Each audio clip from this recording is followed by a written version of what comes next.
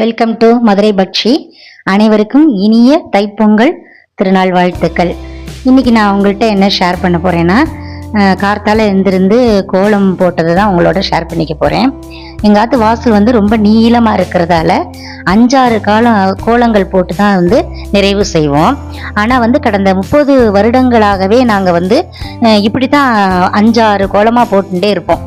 இன்னைக்கு எப்படி போட்டிருக்கேங்கிறத நீங்கள் பாருங்க. உங்களுக்கு வீடியோ எடுத்து அனுப்பிச்சிருக்கேன், பார்த்துட்டு எப்படி இருக்குன்னு சொல்லுங்க.